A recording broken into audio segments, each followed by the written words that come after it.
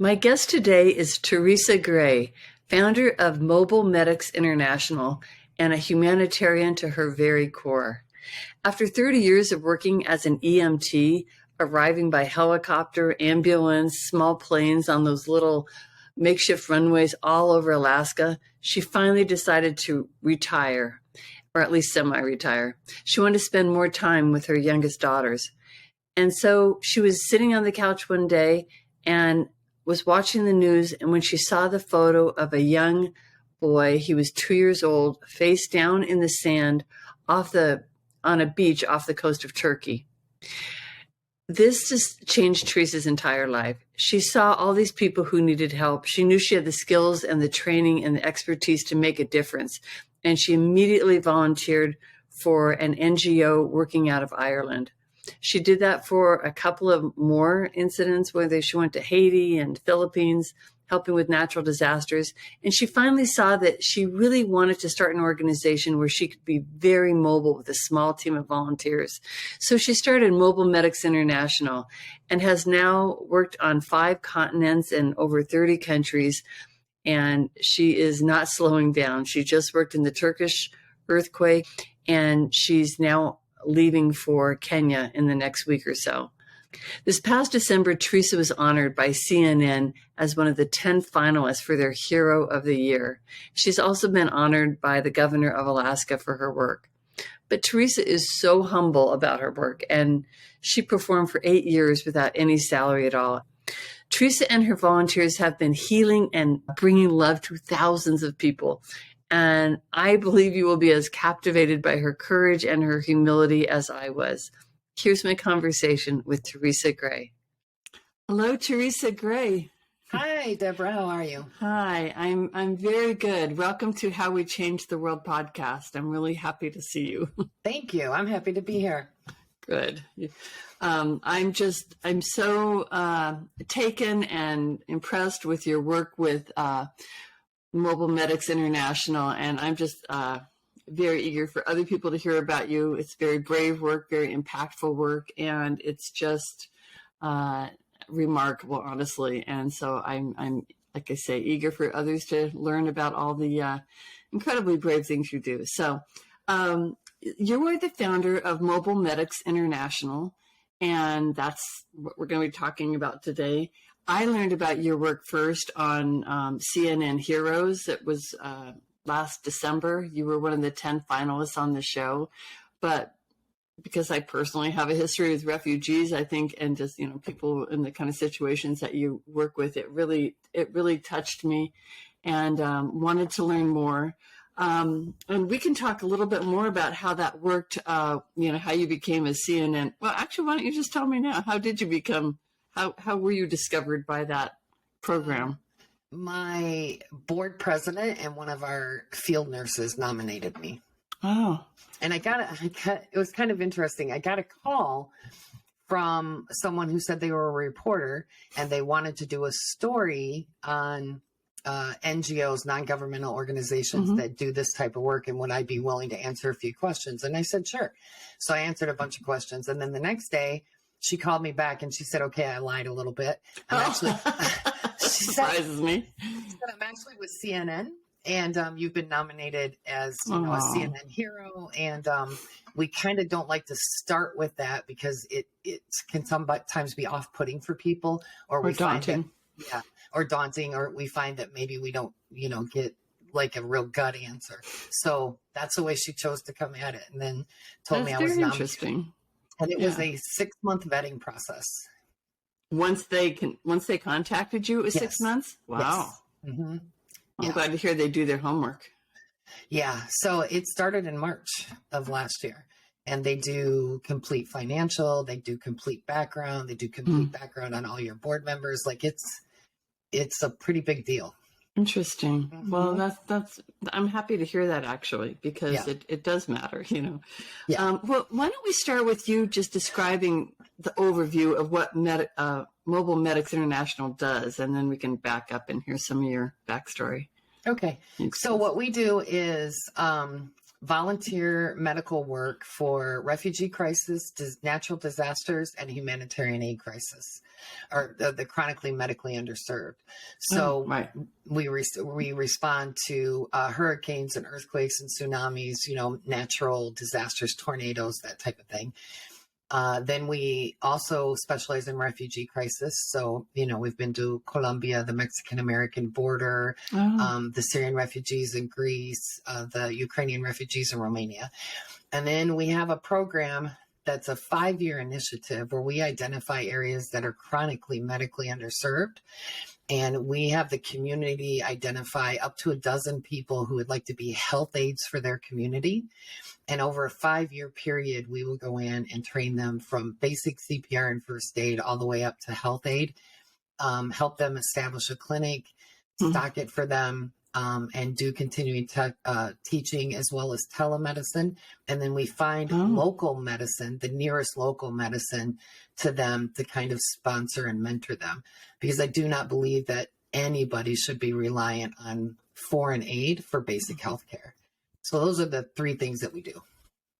That's an amazing amount of development, because this just started in 2017, I believe. Correct. Literally, is that when you incorporated? Because you got the idea a couple of years before that. So yeah, I started doing humanitarian work in 2015, and I started my own business, incorporated in 2017. Well, and you call it fill the gap medicine, right? Yes. When there's no one else there to show up, you show up. And the way that you do it is absolutely mind-boggling to me, because you are like you described it somewhere as an ambulance that just shows up, basically like a mobile ambulance. Okay, so let's back up a little bit and just kind of get your background, because from what I gather, you're born in Michigan, but you're in Alaska now. And what I don't know if you want to just start with, out of high school, you decided to become an EMT, right? Just like that was the first thing out of high school? My godparents were paramedics. Oh. So from 10, 11 years old, they started taking me to the firehouse with them when they were doing training or taking training. Oh. And then I would be a mock patient, or I would watch what was going on, and I was fascinated by it. And so when I graduated high school, there was an EMT class that I kind of stumbled on that was about to start. So I decided to take it. And that started my career. I've never done anything else. I've been a paramedic most of my adult life. But then along the way, you did get a nursing degree, or right? So you can be an EMT and a nurse at the same time? That those are 2 separate. Paramedic and a nurse, yeah. Oh, I'm sorry, paramedic, yes. That's okay. Yeah. I just got my nursing about a year ago. Oh, really? Mm-hmm. So you were doing all this work before you even became a nurse. Yes. That's incredible. That's just incredible. All right. So let's, so then when you moved to Alaska, I don't know what year that was, but was that after high school? Just not that long after? No, it was in 1999, which was you didn't move to Alaska. Oh. Yeah, a long time after high school. Oh, okay. Yeah. Well, were you working then as an EMT? Paramedic. Yeah, I was working as. So sorry. That's okay. Well, first of all, what's the difference? Maybe that will help me. It's different levels. It's like CNA, LPN, RN. Different levels. It's EMT, intermediate, paramedicine. I see. Okay, that does help. Yeah. All right. So you were working that for a number of years, and then moved to Alaska, where I think it took on a sort of a different tone, right? Sort of. I moved to Alaska and bought and started paramedic schools, the only ones in the state. So I had a school in Anchorage, one in Wasilla, one in Fairbanks. So it's about a 500-mile difference between them. And I ran those 3 schools for a number of years until we adopted our second child. And then that I semi-retired, and then I started doing humanitarian aid work. Okay. So when you say humanitarian aid work, this is prior to mobile, prior to forming Mobile Medic? Because, I read that you worked in a number of different organizations, right? Mm-hmm. So I don't know if you want to talk about a few of those, because they all kind of like build up. Because for me, just to explain why I want to go through this process, is that when you tell me you're a paramedic and then you're dropping into countries all around the world with just your, backpack, mobile backpack, and serving people. I mean, this is a giant leap. This is a major development in my mind. So I'm kind of curious how you got from one place to the other to where you're all of a sudden, you and hundreds of other volunteers are, dropping into Ukraine and other places to help. So So, Well, yeah, I started obviously with an EMT class, EMT basic class, and started working for a small ambulance service in Illinois, actually. And then I went on to get my intermediate license and then finally my paramedic license. And then I became a flight paramedic. I was a SWAT paramedic for Champaign, Illinois Police Department for a while. and before you go on, what does that mean? What's a SWAT paramedic? So it's a paramedic that deploys with the SWAT teams. So when a SWAT team gets called in, there's at least that department had a paramedic with that team to in case anything went wrong or there were any injuries or a lot of things go down during a SWAT mission. So I just sort of hung out and made sure everybody was okay. Unbelievable. I mean, we did some training with the police department. So in order to be a SWAT medic, you have to be an expert marksman. You have to understand what the police department does. You're not actually a police officer, but you are police adjacent.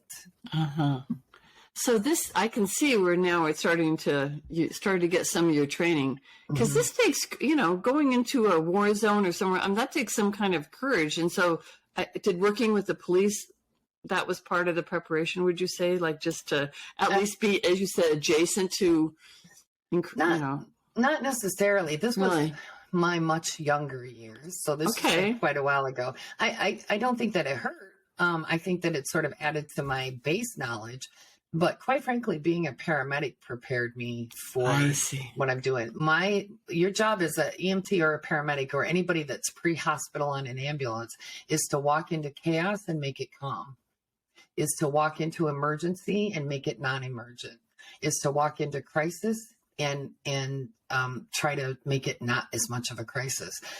So that's what we do. That's what EMTs and paramedics all over the United States and the world do every day. It's really good to know. And my estimation, not that I didn't already think they were heroes, but now that's an incredible skill you just said, because most people have the opposite reaction in an emergency. Yeah. Well, and that's why when someone calls 911, they're usually having probably one of the worst days of their life.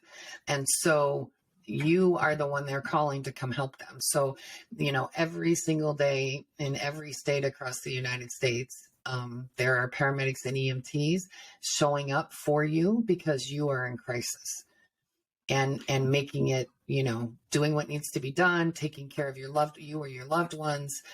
Like you said, making calm out of chaos and just being that person that you can depend on in your crisis.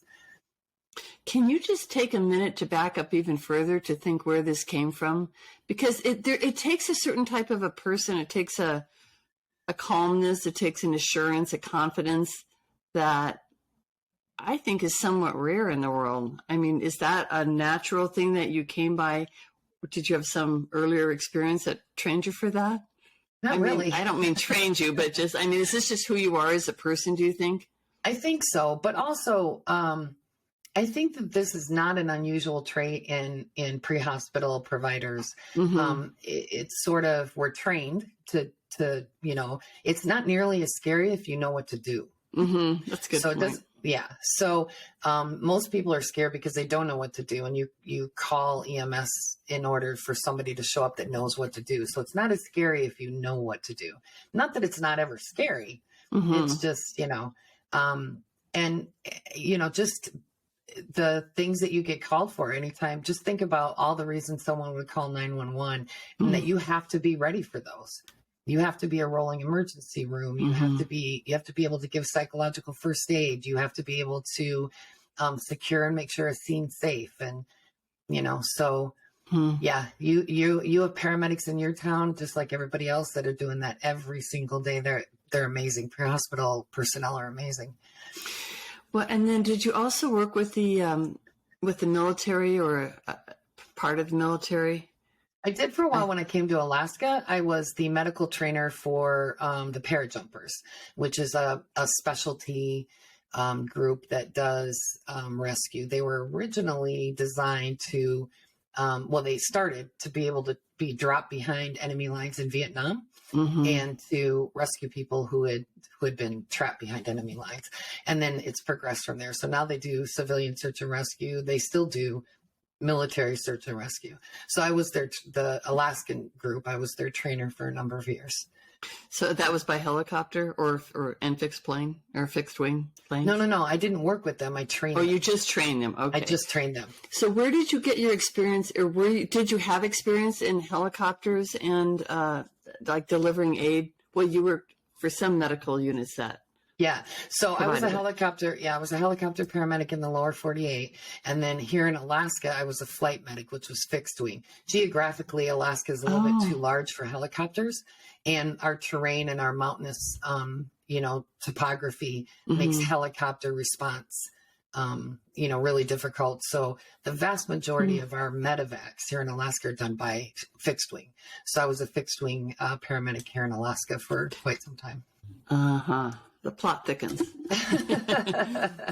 when they land in a lot, there's some very small kind of makeshift runways there too, wouldn't you say? Or I don't know, makeshift, but no, that's an accurate word. Is it? Yeah. So there are grass runways that we can only take prop airplanes into because you can't take the Learjet, otherwise you'll suck gravel into the jet.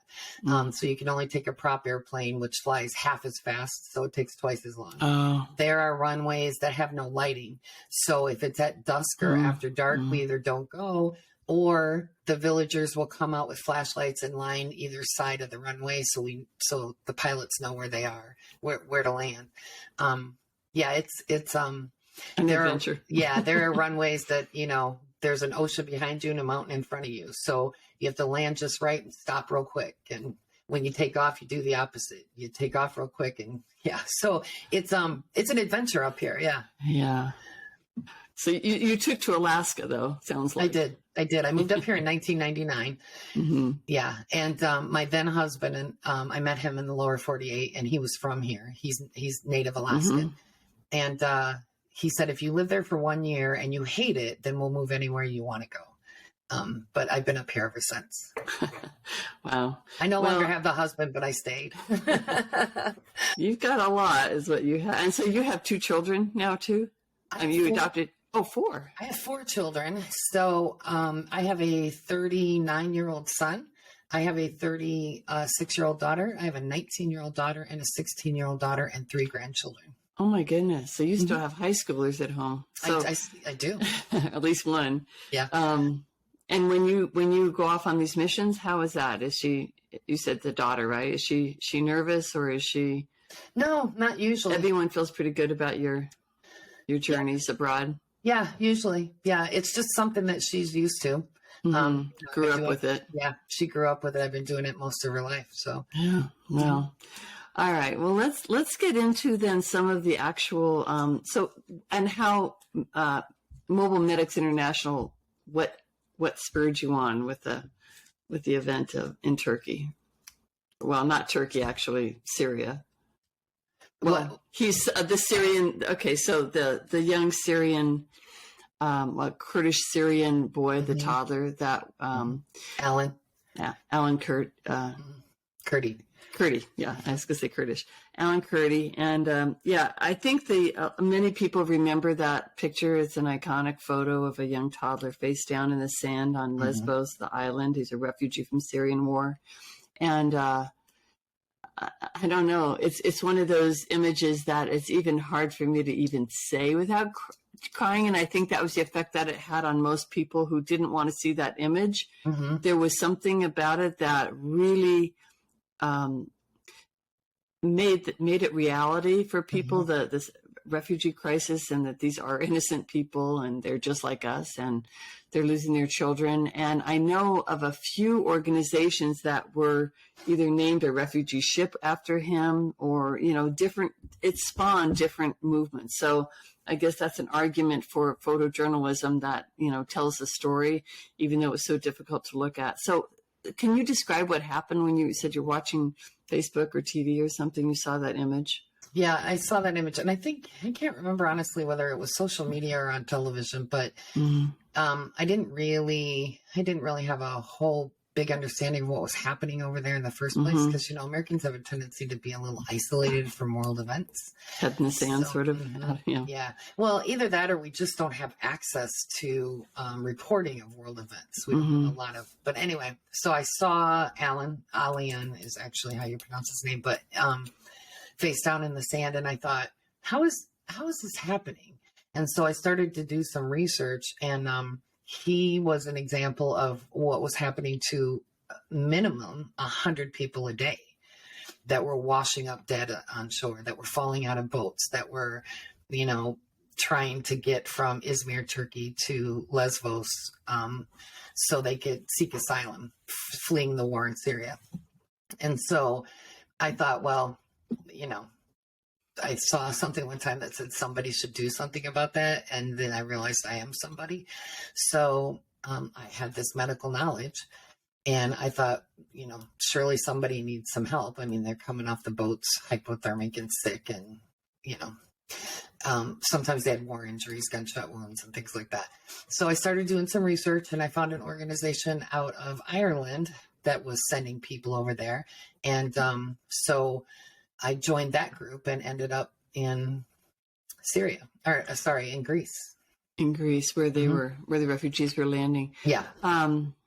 Yeah. And just as a slight aside, in addition to all those refugees, there's all the refugees coming from North Africa that are facing that same situation where they're. Well, there are now. When I first started going in 2016, it was strictly Syria. When I went back 5 times, the last 2 times, then we started getting the African refugees, the Congolese, and places like that. But in the beginning, it was just Syrians coming from Turkey. Okay, so then, but wasn't it within 3 weeks that you actually were there once you saw it? Because is that accurate? So that to me is mind-boggling, because I think a typical reaction among people, even people who want to do something, is to figure it out and find organizations and, but never in 3 weeks. Like that is, that's a very big departure from even the most people who volunteer all the time. So I think that you decided in 3 weeks and you were there was sort of astonishing. So then how long did you stay? 3 weeks. Oh, you stayed 3 weeks too. Okay. Yep. Yeah. And did you feel that it was like we were very much in need? Absolutely.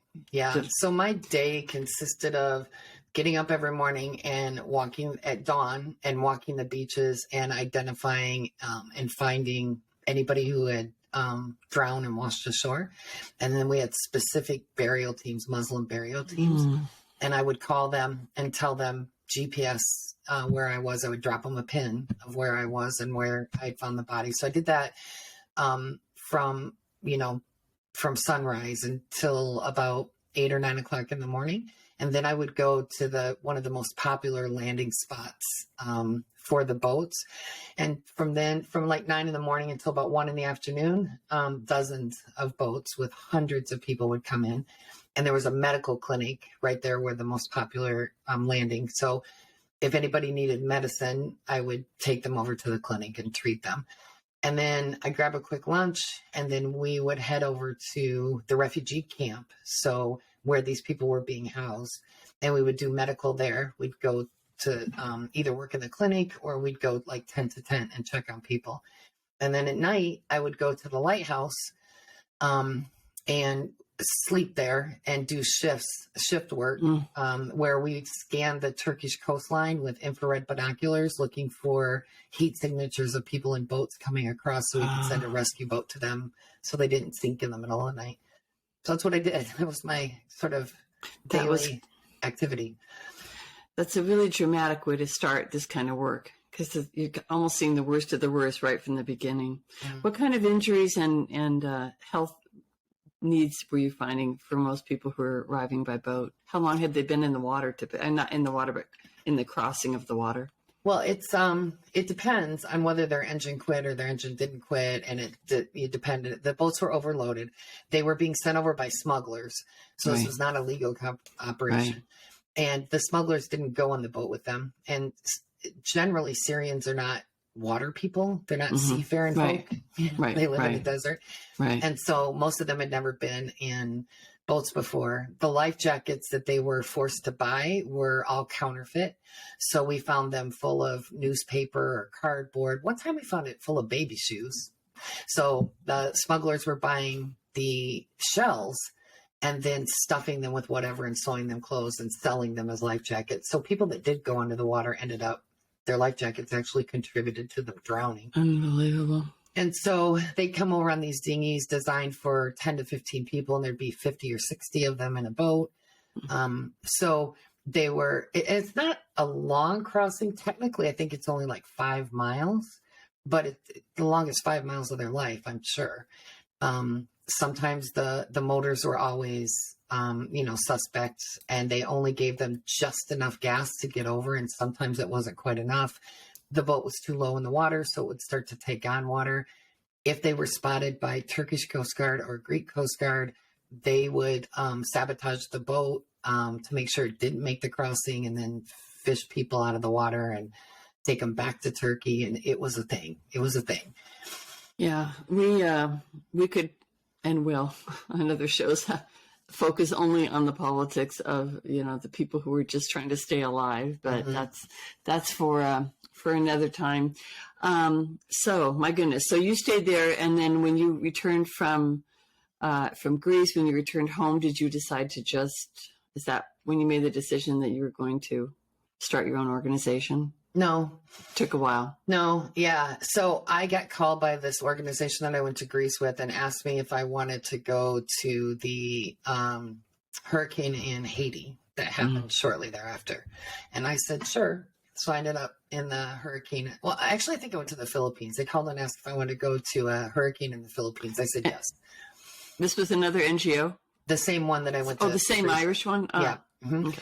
And then I went to the Philippines first, and then after that I went to Haiti. So within 6 months I was in, I had done Greece, Philippines, and Haiti. And it was while I was in Haiti, I was working with some of the same people that I'd worked with in the Philippines and Greece. And we were talking about accessing people who didn't have ready access to medical aid, in the bigger towns. When these international medical aid would show up, and they'd set up in these large cities, and people would come to them, and they do amazing work. But there were people who couldn't get there. Right. And so I'm like, who's taking care of these people? Like, how do you get to these people? Yeah. And so while I was in Haiti, I found someone in a small prop plane that was willing to take us to villages.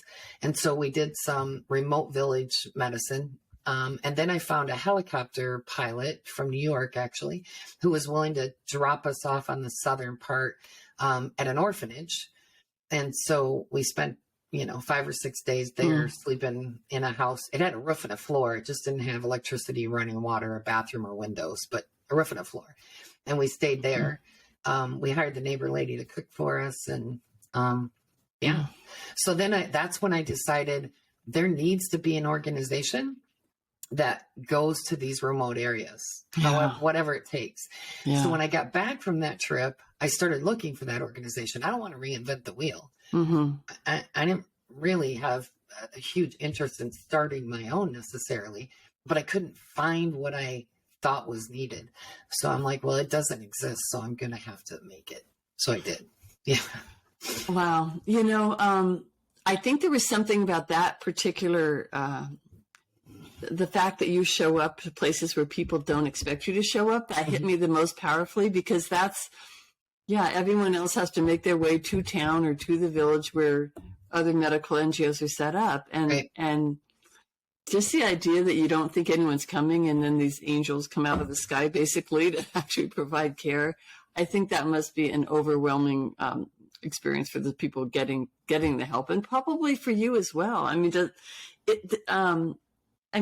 how does this affect you when you are able to go in and help a whole little village that didn't even expect to have anyone coming? Because I'm sure there's a lot of them that don't get served, but the ones that you do get to. Yeah. Well, that's that's what we do. That's what we're designed for. Literally, Right. that's what I designed Yeah. us to do. Yeah. And one of the other things that I'm really proud of is we don't just bring medicine. So oftentimes this is your first disaster, your first hurricane, your first earthquake. You've never been through anything like this before. Your first time you've been a refugee, whatever the case may be. It's not my first. So I know the people that are there. I know the other NGOs that are there. I know the NGOs that have food and water and diapers and formula. And I know the NGOs that will help you muck out your house, or the search and rescue teams that will dig through a building. I know who they are and I know where they are. So I bring my team in medicine, and I can also bring other support as well. So, because I don't want us to be, medicine doesn't matter if your kids are hungry and thirsty and there's no water and no place to sleep. And, you know, food and water don't necessarily matter if your child is so sick that, you know, they can't eat. So it's sort of a collaborative effort. So, well, wait, so if you, let's just say, even though this may not be, well, we'll get to like the Turkey earthquake, but just for example, when you just landed in Turkey for that, and Syria, well, I guess you were strictly in Turkey because you couldn't go into Syria. Are you saying that like you find a place to go to and you get other NGOs to provide the water, food, or whatever else it is? Yeah. So how do you get it there though? What if you need to get water to somebody who's in a remote area? Do you fly it in? If that's what it takes. Yeah. Or, okay. You know, we've taken it in on donkeys, and we've, you know, driven it in jeeps. We've done it in boats. We've, you know, helicoptered it, whatever it takes. Yeah. Yeah. You're so understated too, which is just, I find that so interesting. To you, it's just all this sort of business as usual. And to me, I'm just like, are you kidding me? You're taking donkeys, you're taking water, and you're not even saying, you know, thousands of what's actually happened. So you're very humble for everything that you have been going through. Well, I think that you just find what needs to be done and figure out a way to get it done. Yeah. And one of the things that I'm really adamant about Mobile Medics International being sort of staying somewhat grassroots and sort of staying somewhat small and mobile is because I don't need to ask 14 people's permission. I decide that we're going to rent these donkeys from this farmer at the bottom of the hill, and then we're going to ride these donkeys up into the barrio in Puerto Rico and get them food and water and medical, and I don't have to ask anybody else. But with that comes the responsibility of, you know, I make these decisions. So, and when someone calls Mobile Medics International, you get, this is Teresa. Yeah. You're answering the phone. You're doing everything. I'm not really sure not how well, I know how well you are, but I'm not sure how you're doing that. Which we'll get into well, maybe you could tell me now, like you have well over 100 volunteers that you call on when something happens. So let's set the stage. So let's say what happened just recently. You know, everyone is very much in their mind still, hopefully, that Turkey and Syria had these horrendous earthquakes. Right. Within 72 hours, you were on the ground in Turkey. Yes. Is that right? Okay. Yes. So can you kind of take us through like what happens when you see it on the news or something, and then what do you do? Well, my medical director texted me and said, "Are we going to Turkey?" And I said, "What happened in Turkey?" Oh, I wasn't paying attention. And you probably said yes. What happened? Yeah. What's happening in Turkey? But yes first, and what happened second. So then I figured out what was going on in Turkey. We have a WhatsApp that all of our volunteers are on. I sent a thing on WhatsApp saying, let's go to Turkey. I'd like to be in there as soon as possible. So let's say that we're going to leave on this date and spend a couple of weeks. So plan on returning on this date. Who's available? Okay. And then they will let me know I am. And I write down everybody that's available. I pick a team based on what I think the need is, size, you know, the size of the team, et cetera, et cetera. I then go to my garage and I pack all the medical equipment. Your warehouse. My warehouse. Just like this is my office. Right. Which technically used to be a dining room, but But sorry, kids, not even here anymore. Right? I see another table, I think, behind you, so maybe you got to back up. That's my conference table, and we have used it, but yeah. So then everything is here at my house.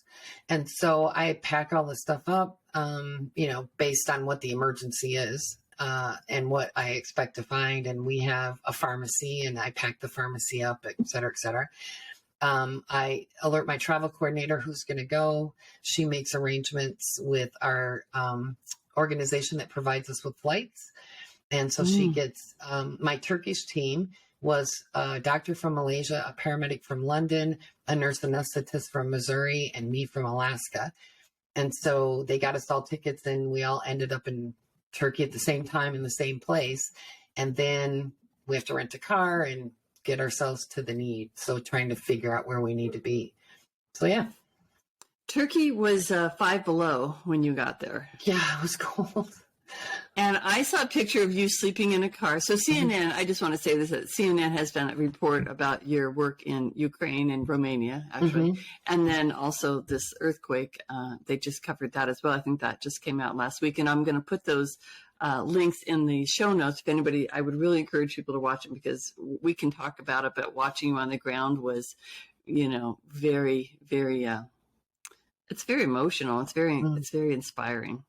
So I'd encourage people to look at that. So, okay. So in that video, I saw you sleeping in your car, 5 below. How are you? I mean, and sorry, the people living in tents in 5 below, but Right. were you, is that even doable without freezing 5 below? Yeah.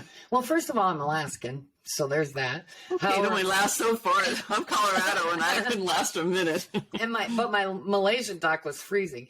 But we originally took a tent, and our first night we slept in that tent inside a airplane hangar at the airport with the search and rescue teams. Okay. That was cold. I was freezing.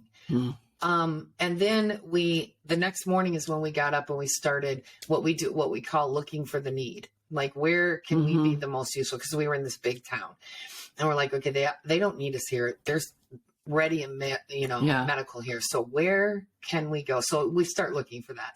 We found it in Samsada on the Syrian border. So we pack up all our stuff, go to the Syrian border. We gave our tent away to a family that didn't have any shelter. Because we had a car, so it was much warmer to sleep in a car because you didn't have so we had our sleeping bags, but the car is much smaller. And by the time you get people in there and shut the door with the windows up, so much warmer. So much warmer. I much preferred sleeping in the car, but we had silver lining kind of lady. Yeah. It was much better. It was much more comfortable. And we gave our tent to a family. The tent that we had sleeps 8. So we were able to give our tent to a family that had nothing. So their babies weren't sleeping on the floor. Yeah. And the tent that we had also had the capability to put like a little stove in it to keep it warm, which we didn't have because you can't fly with, any fuel. Kerosene. But they had the capability. So that was cool. So you slept in how long were you in Turkey? We were there 10 days. And you slept in the car all 10 days? 9 of the 10 days, yeah. Yeah. And what kind of what did you find there in terms of like what people needed? They need everything. That you could provide, nothing. I guess, because it looked like apocalyptic. It was apocalyptic. Yeah. There was nothing. There's nothing. There was nothing left undamaged. Absolutely nothing. I'd never seen anything like it. And I've been to every natural disaster in the last 7 years. Never seen anything like it. And then there were probably the aftershocks the whole time you were there? Constantly. So we had to make sure that our car was parked in an open area because with every aftershock, more buildings fell. So at first I thought it was thunder. Like the aftershock, the first aftershock, I felt really decent aftershock woke me up in the car. And I'm like, and then I thought I heard thunder. And Jeff, who was sleeping in the driver's side, I said, is that thunder? And he said, no, I think that's a building falling. And the next day when we went out, the path that we had gone the day before had buildings all over it. So it was a building falling. Can you talk to me about fear a little bit? Like, are you a fearless person, or do you just have the strength to go through it? I don't know if it's fearless or foolish. Like I don't. Do you not feel fear? Like when you're in that earthquake and all, without aftershocks and everything else that was there? No, Did you feel any fear? No, I'm usually not afraid for myself. Once again, I'll come back to I'm Alaskan. Aftershocks and earthquakes are like it's a Common? It's a thing. Yeah. Oh, I didn't even know that. Yeah. Oh yeah. And you're in Anchorage, right? I'm in Anchorage. We had 2 years ago. We had a 7.4. So our building codes are different, though. We didn't have anything that collapsed. Right. But yeah. So I don't get freaked out in earthquake stuff. Plus, we were in a car in an open parking lot. Nothing was going to fall on us. I get scared for other people, and I get scared sometimes for my team. Where are they? What are they doing? Are they okay? Like when we're out doing clinics and there's an aftershock, the first thing I do is look and see where all my team is. So it's not that you're unaware that there's danger for your team and you're aware that there's danger for you, but are you so in the moment with helping the people that that's foremost? No, I am constantly hyper aware. Anytime that you go into a disaster zone, you're dealing with injured, desperate people. And injured, desperate people can be dangerous. Maybe 2 days before they were, a kindergarten teacher. Today, they need food for their children. Yeah. They need medicine for their father who's got a heart condition and it got left, in the building. They're desperate. People do what they need to do to survive. Yeah. So hyper aware. We are all of us constantly hyper aware. And in some places we hire security. So I'm not oblivious to it. I just don't let it stop us. Have you had people try to steal your medicine or try to harm you? Yeah. We've had riots occur. We've had people try and steal our stuff. When we were on the Syrian border, guys with guns showed up and, wanted passports and, so there's always an element of danger. Yeah. Boy, I bet when you get home, you kind of have to unwind for a little bit. Yeah, it takes a couple of weeks. We try to mitigate that as much as possible. And quite honestly, I've never felt like my life was directly in danger. Most people are extremely grateful that we're there and that we're there to help. You just have to be really careful about where you are and what you're doing and, just hyper aware. And you don't always know the situation in another country. Yeah, I mean, I never know. No, never. Let alone not always know. Yeah. The thing that really stuck out to me most, or stood out to me, I should say, from watching you in, Romania, and I keep saying Ukraine, Romania, we'll talk about that next, but you ended up serving refugees in Romania who had just come from Ukraine. Correct. I understand that. So that's why I keep saying both, for listeners' sake. But wherever you were, and also in Turkey, you're not just delivering medicine. Like you said, it's the worst day of their life. And I think what was so unique about watching you work, and I know people who are in your field have big hearts and that's why they're doing the work, but you brought so much human medicine in addition to your medicine. I mean, people were hugging you, you were hugging people, you brought compassion. And I just wonder if that isn't the number one thing that they need even more than what you're doing sometimes. That's 99.9% of what we do is psychological first aid. Okay. That's a big number. Yeah. The vast majority of the people that we see don't emergently need medical. Interesting. Yeah. They may need medical, but they also need someone to tell their story to. My interpreter in Turkey put it very interestingly. Her name was Kataba, and we called her KT. And she said to me, I'm glad that we can talk to you because we can't talk to anybody else around here because their loss is similar or greater than ours. Oh my goodness. And so how do you talk about all of our houses fell down to the woman whose children were trapped in her house. And how does that woman talk to the neighbor who, everybody in that apartment building didn't get out? Like the tragedy is so great that there's, you don't, she said, we don't talk about it because somebody has it worse. And so the need to talk about your tragedy and sort of have a listener, have somebody listen. Yeah. Yeah. That encourages me a little bit because I look at what you do and it's something that I would love to do, but I think I literally am the most non-medical person. Somehow my kids survived, but I freak out when I see medical emergencies. I'm bad that way. That's why I'm so curious about your calm and collective. I can be calm and collective in war zone, in other places I've been, but are you saying, is there a way for people who do not have medical training or capability to go in and just be that for someone? Or is it help to have them show up with some other use and then, or some other purpose like medicine, and then this is the side benefit? So, I think it would depend on what situation we're talking about. Refugee camps, there's always a need for, psychological first aid. There's traumatized kids. They've got to acclimate. There's a whole sort of life change in a different country where they don't speak the language and you may or may not be welcome and your children can't go to school and, all of that stuff. That's very different than a natural disaster. It is really difficult to bring psychological first aid to a natural disaster unless you're bringing sort of something else. People want to tell their stories, but in that kind of situation, they don't necessarily have the time or the energy just to do that. I see. Like I'll bring you medicine. We'll stop at your tent city, and while I'm, treating your child for an ear infection, you can, tell me how grandma didn't get out of the building, or whatever the case may be. It's sort of a catalyst.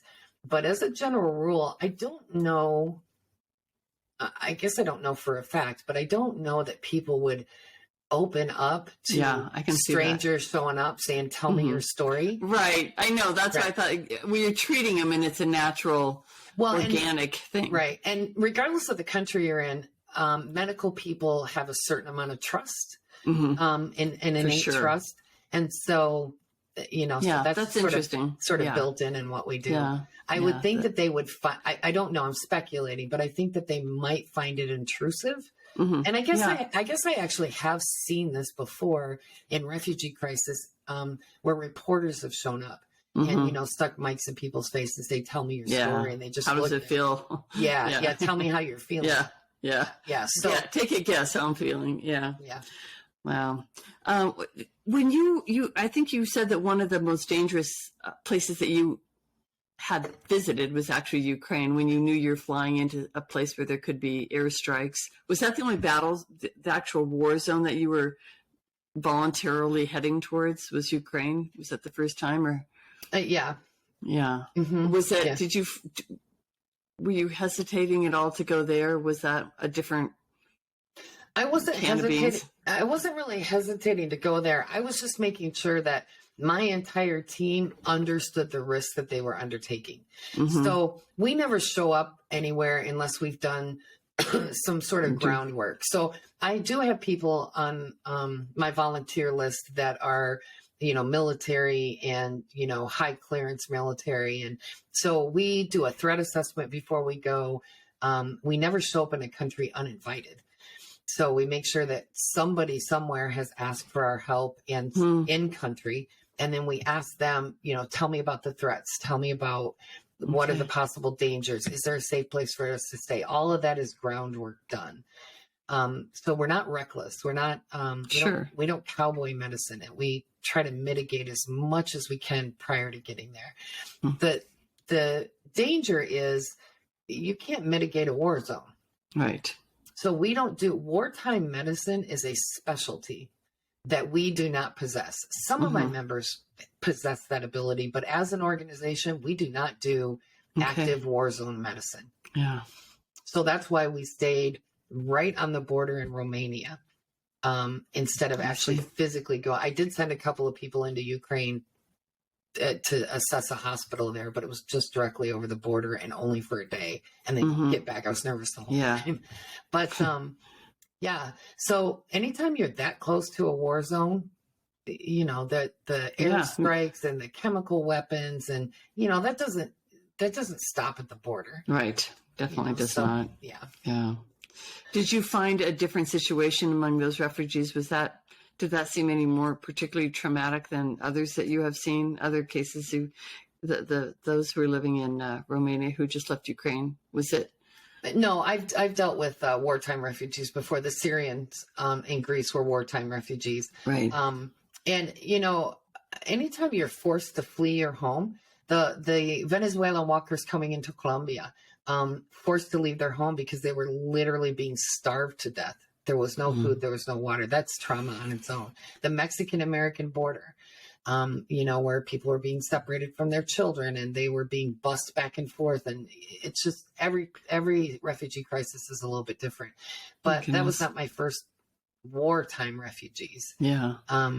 So can you talk about the Mexican-American border a little bit? What city were you in? Tijuana. In Tijuana. Interesting. And what was your mission there? What was your work you were doing there? So the Mexican-American border at Tijuana and San Diego, that's sort of where we crossed over. It was people who had presented themselves properly to American authorities at the border crossing asking for asylum. The problem is that you ask for asylum at the border, but you're not allowed into the United States until you're given that asylum. Right. So you have to stay in Mexico, and there's no, so everybody, it was a refugee crisis. They were staying in tents and sleeping in, you know, like storm drains and churches, and people were taking them in their homes, et cetera, et cetera. And then you would line up the next day, and if they called your number, they put you on a bus and bust you the mile across into San Diego, where, you know, you appeared in court and you told them your story. You were then, there's a process, and you were then given a court date that was usually 4 to 6 months in advance, but you can't stay in the United States until your court date. So they bus you back. Oh, they did ship them back. Oh my goodness. Okay. Yeah. They ship them back to Mexico. And, you know, the firsthand things I saw were people that left with children and came back without them, or left with their medication that I gave them. And wait, when you say they came back without them, you mean like, and what happened? Did they choose to give them to someone, or were they taken? They were taken. They were taken. So they kept, I didn't know this. They kept the kids and then sent the parents back to Mexico. Sometimes, yeah. So I have pictures of us writing on babies' arms with Sharpies, the mother's or the parents' phone number, date of birth, and name. So hopefully, because when they were bussed across the border, they were kept in shipping containers to await their hearing, which was not fit for children. So the children were removed, and the adults are the ones that had to go to court. So they would take the kids and say, we're going to hold your kids until you've been assigned your court date. And then when the court date was assigned, sometimes the kid either couldn't be found or wasn't given back, or whatever the case may be. What year was this that you were doing that work? That's a good question. Like a couple of years ago. I can look really quick. Just a couple. Yeah, it wasn't that long ago. Did you find that particularly distressing, since you were dealing with your own country? Exactly. It was like, this is happening on the American border. Like, how is this? Yeah. How is this happening? That was, I mean, not that it's not an atrocity anywhere it happens, but it was embarrassing, quite frankly, that my country do better. 2019. You know, I appreciate you telling that story, because you see a lot of news things. A lot of things are manufactured now. You're the least fake person I've ever met. So when you're telling what happened, you know, I hear what happened, and I know it's true. So well, and you know, everybody, when your belief system is challenged, it can be difficult. You know, so when I was talking about when I had first gotten back from Mexico, and I was talking about this is what happened. Like, this is my experience of what happened. And people were challenging me. that's not really, that's illegal. That can't happen. And I'm like, I know, that's my point. This is illegal, but it is happening. So it's hard for people to accept that, their country's not so perfect. Their country's not so perfect, and that it treats other human beings as not worthy. So I get it. It's hard for people to accept. Well, the truth often is. Mm-hmm. I have to say that just listening to your stories and, 45 minutes or something, I'm an easily traumatized person. I must be, but it's like deeply upsetting to hear how many people are suffering, at what level they're suffering. I know when you're helping people, that helps you deal with the trauma, but how this must take a toll at some point in your psyche. Like it feeds it and takes away at the same time. Is that possible? It is possible. And I think that anybody that's in medicine at any level, my docs or my paramedics or my EMTs or my nurses, whatever the case may be, we all learn compartmentalism as part of our job. So you do your job. It's not your emergency, right? You do the best you can with what you have, with where you are. And that's all that you can do. And then one of the things that's really important is every single night, regardless of the mission, every single night when we're back together as a team, we talk about what we saw, did, smelled that day. Yeah. You process it. Absolutely. And then 2 weeks after we return home, I personally call everybody that was on the mission and check in with them to see how they're doing emotionally. Are you sleeping at night? Is everything cool? And then on staff, we have a licensed psychologist that all of our volunteers have access to for any reason, actually. Right. 24/7. Wow. So if somebody is really struggling, and that's anonymous. So you have a direct line to him that doesn't have to go through me. You don't even have to tell me you did it. Right. But sometimes I'll have him reach out to one of my volunteers that I think may be struggling. You can see it. Yeah. Yeah. So a psychological first aid is really important for my teams, because we do see some horrible, horrible things. We see human suffering to a degree that a lot of people never will, and hopefully never will. Yeah. But when you're, dealing with thousands and thousands and thousands of people suffering all at once, it can be a little bit overwhelming. So the thing to do is process it, talk about it, and being with somebody that that you can talk to. We're always a safe space, right? We're always a safe space. So, tell me if this is bothering you. Yeah. The first guest I had on this show, Lynn Twist, she's been in a lot of similar situations around the world. And, I was asking her, she described, she wrote a book, and in her book, she was talking about, singing to this man as he was dying. It was in India, and holding his hand as he passed. And, I said, how do you do that? And she said, being proximate to pain is a really powerful act, because first of all, you're helping that person in whatever it is. So that enriches your soul and helps you, but as it helps them. But she said, like, it opens up something about your human experience to the highs and the lows.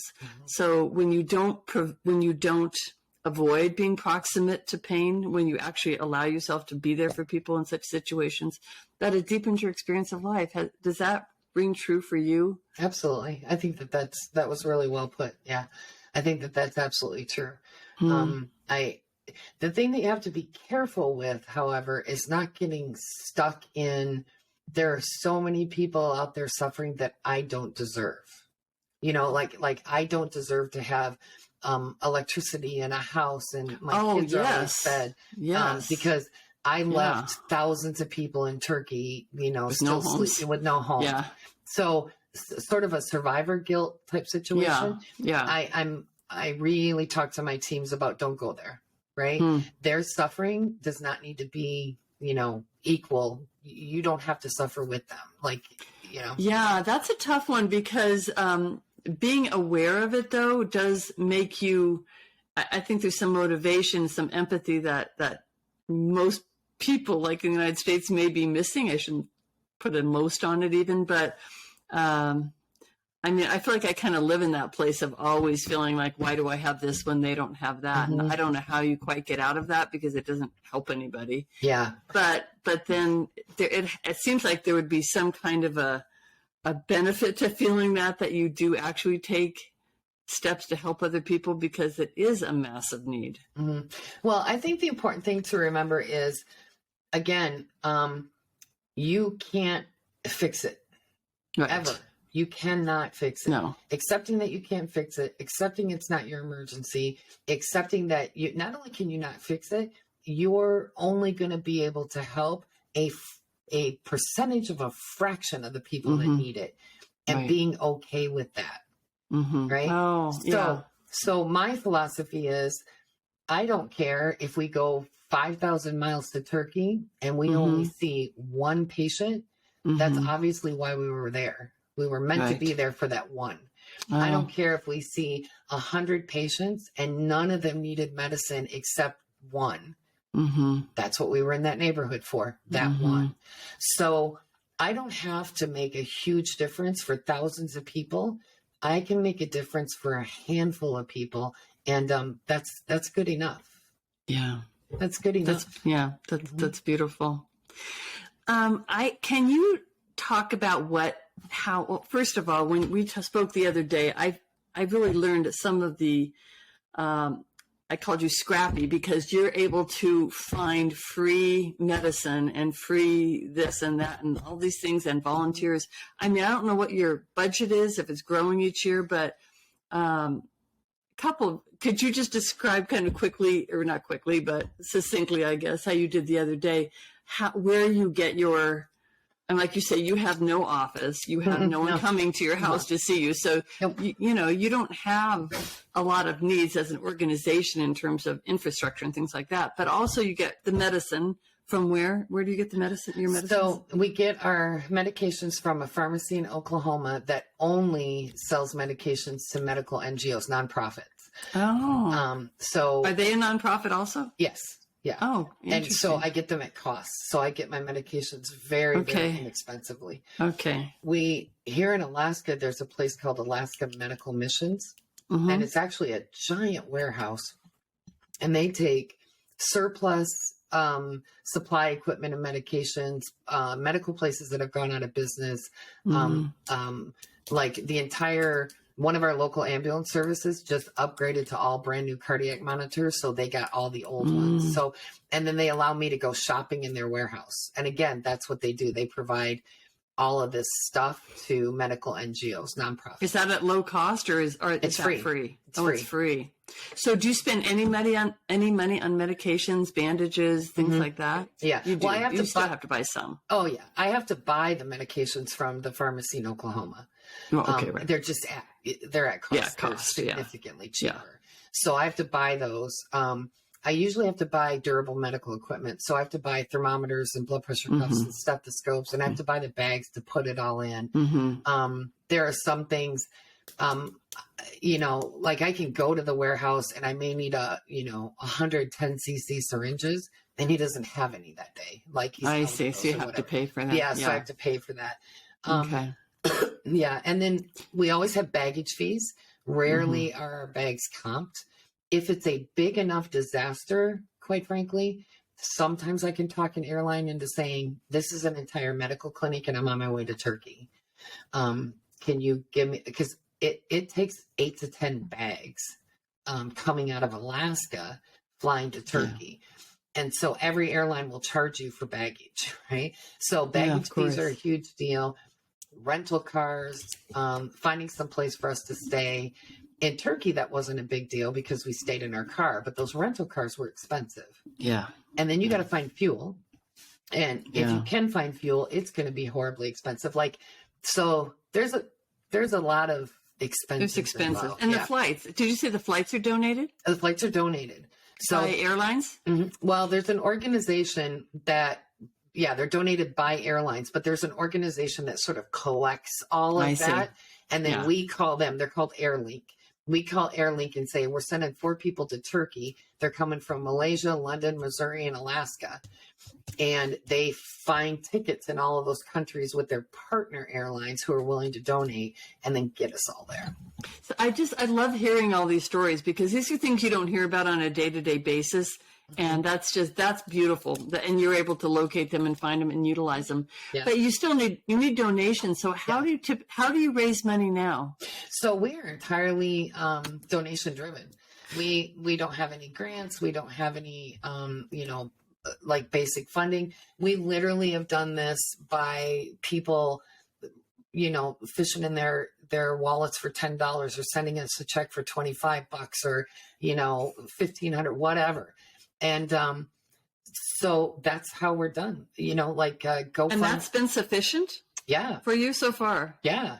I mean, it gets really tight and it gets difficult, but we've never not been able to go on a mission because we didn't have the money for it. We may have just barely had the money for it, but we've always had the money for it. And for me, that tells me that I'm doing the right thing for the right reason. It's simple things like, there's a hurricane in Puerto Rico and I literally have $1,000 in the account. But I'll go to the mailbox and somebody wrote us a check for $2,500. Oh, God. And I'm like, okay, we're going to Puerto Rico. So have you come to trust then that is what you need is going to appear? Has that become part of the process? Part of it. I also sort of, try to actively pursue. I mean, I don't think that it should be. I just don't think you have to sit there and wait. Yeah. And just hope it shows up. So I actively pursue it. But it always seems to work, but it's always a matter. And I can do a lot of things with very little money. So, we don't have an office. Like I said, this is technically my dining room. Yeah. All of our supplies, equipment, and medication are in my garage.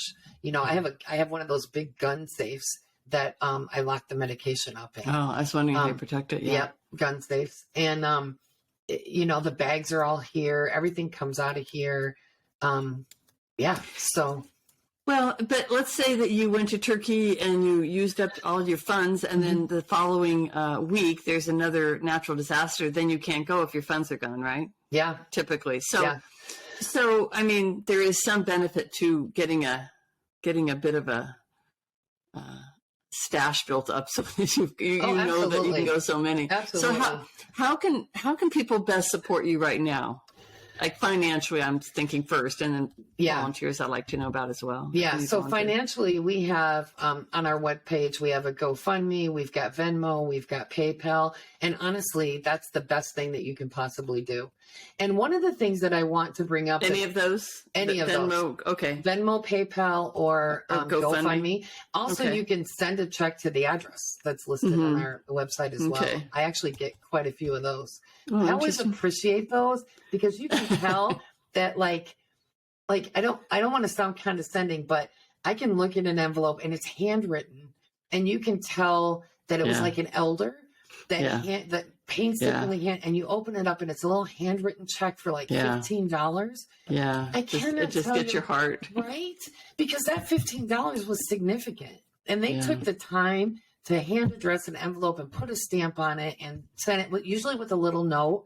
I keep every one of those notes. Aww. And I handwrite thank you notes to everybody who donates. Yeah. That's beautiful. Because I understand what you're saying to me when you hand me $10 or you send me $15 or you send me $30,000, whatever the case may be. What you're saying to me is, I trust you. Mm-hmm. I trust you. I trust you with this $15 that this is going to help a refugee child. This is going to help an earthquake victim. This is going to help a hurricane victim. I trust you. Here's $20 cash. You don't actually know what I'm going to do with that. Maybe I drove from there to McDonald's, but I don't. But what you're telling me is, I trust you. I believe in you. And I want you to do good things. And I'm going to help you with that. Yeah. That's amazing. That's amazing. It's amazing that you have proven that this is the case. You have definitely walked the walk. So, well, I just want to make sure that people, understand that, that it's not insignificant. $5, $15, that's not insignificant. That's literally how this organization does what it does. You know, I've had people say, well, I'm sorry, I couldn't donate more. Are you kidding? You know, what you gave me is amazing. And I promise to do the best that we can with it and make it go as far as I possibly can. Plus it gives you like a little heart help, you know, like you get a little like, oh, thank you. Like you believe in me. Yeah. Just the emotional part of it is really beautiful. Yeah, I that's love why that. I handwrite thank you notes. Yeah. I just got an email. It's a lost art. Yeah. I got an email yesterday that said, apparently my little clip about Turkey showed up on the CNN 10 thing. So 10 stories in 10 minutes. That is kind of specifically driven to middle school, high school kids. And it's a really, really popular thing for school teachers to show at the beginning of the day to their classes so the kids understand what's going on in the world. And apparently I was one of the 10 yesterday or the day before. And two amazing things happened from that. The first one was I got an email from a mom in New York who said that her son was really touched by my story. So for his upcoming birthday party, he asked that all his friends make a donation to MMI instead of buying him a present. He's going to be 11 on his birthday. Like, really? This kid is killing me. Like, come on. Me too. Right? Oh my God. And the second thing that happened is my granddaughter, who lives 50 miles from here, called me and said, we watched CNN 10 this morning and you were on it. And so when it was over, the teacher said, does anybody have any questions? And I raised my hand and said, that's my grandma. And she said, you are the coolest grandma ever. And I'm like, that's it. That's all I needed right there. Right there. That was Mic it. drop. Mic drop. Mic drop. It doesn't matter what else happens. I'm the cool grandma. You sure are. I think you're the coolest grandma too. Okay, last question. Do you need volunteers? Is that something that you have enough of, or is that something? We never have enough volunteers. Okay. So, yes. All medical. All volunteers are medical personnel. We are one of the few organizations that will take EMTs as well. So usually they require that you be RN or above or paramedic or above. We will take EMTs all the way through physician. And we also take pharmacists and dentists. So you take those two as well. And from any country. So as long as you are currently licensed in your country, we have a background check you have to do because we deal with vulnerable people. Sure. And our background check, once you've applied, it actually rechecks your background every 30 days. So if there's, anything that happens, we know. And then we have an application on our website that you fill out. It's, you can fill it out online and then we do an interview with our interview committee. And then we also are pretty diligent about checking references and your licensure to make sure that there's nothing kind of, aberrant on your licensure. Plus, you're traveling with these people, sleeping in the same car with them sometimes. I mean, even for your own sake, Our interview questions, are very atypical because of exactly that. Can you sleep hanging off the side of a mountain? Exactly. Because there's no way for me to assess whether you're a good medical practitioner or not until I see you work. Right. And I guarantee you, most of the people, if you've never done this before, I don't care if you've been an ER doctor for 12 years, until you've had to remove a foreign body from an eyeball in a jungle hut in the Philippines, like you don't know how to do that. So, I expect everybody to come in and have to teach them stuff, right? Yeah. Like I expect that. You had to learn, Right. Like we all had to learn. What I want to know is, are you going to annoy me for the next 2 weeks? Do I want to share a tent with you? How comfortable are you with not having the availability to take a shower or use a pit toilet? Yeah. Right? Or any of the 1,000 other things that happen, like freezing cold and hunger and water. And, and can you? Got to be tough. Yeah, can you sleep in the car and can you MREs for a week? Those are the things I want to know. Yeah. We'll figure out your medicine. We'll teach you what you need to know. Yeah. As long as you're willing to learn, that's good. Yeah. Just and at the end of 2 weeks, none of us usually like each other a whole lot. Like we, we're but I bet you love each other a whole lot. We absolutely do.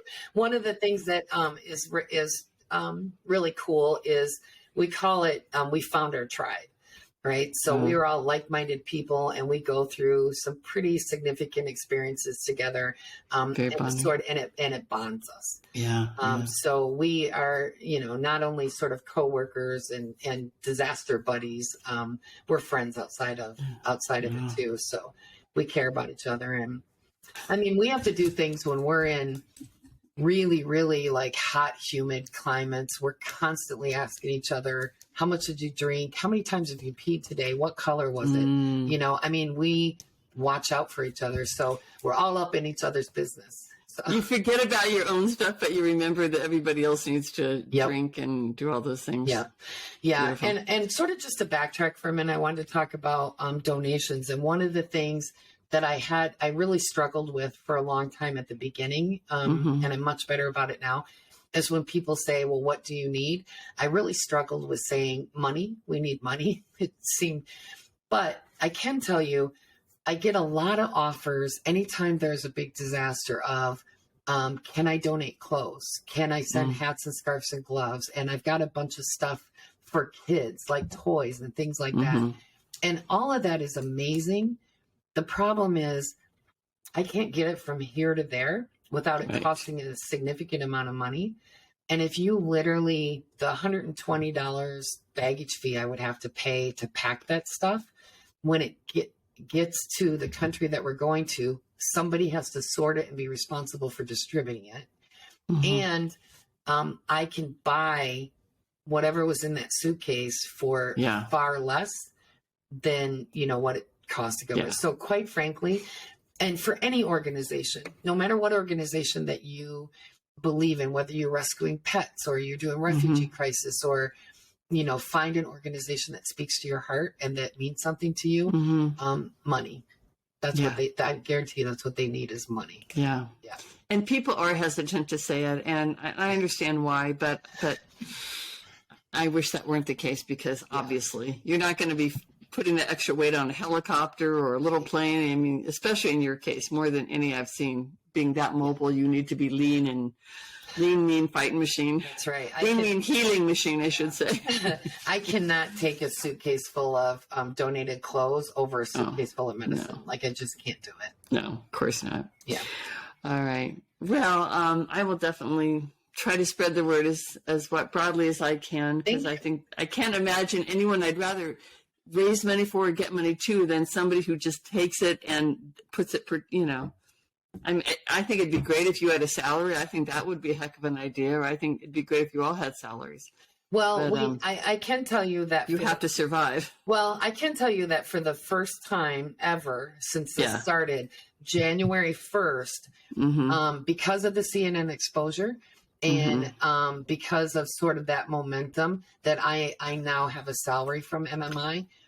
It was difficult, really difficult for me to take. But at the same time, we really needed someone to full-time be in charge of this and make sure that, things were done. We're now being requested a lot more than we were before. And I bet. So I know. Good, because you have to survive. And that's, you've got kids walking around in the background. Somebody's got to feed those mouths. So I'm really happy to hear that. Yeah, that's one of the downsides of a home office. Like, my dog is right here and my kids are wandering. That's an upside. I texted him to let him know I was going to be on a podcast. So please make sure you're dressed before you come downstairs. I mean, home office. I've only seen one person. I haven't seen anyone without clothing, so I think we're good. That's good. All right, Teresa, thank you. I cannot begin to thank you enough for the work that you do, definitely for the time you just spent with me, and I will do everything I can to get more supporters in your court. Thanks, Deborah. I really appreciate it. Godspeed for all your future ventures. I'm going to follow along. Thank you. Yeah, please do. Yeah, please do. Stay in touch. Many blessings to you. Thank you. Angel. All right. Thank you. Thank you. All right. Take care. All right. Bye-bye. Bye-bye.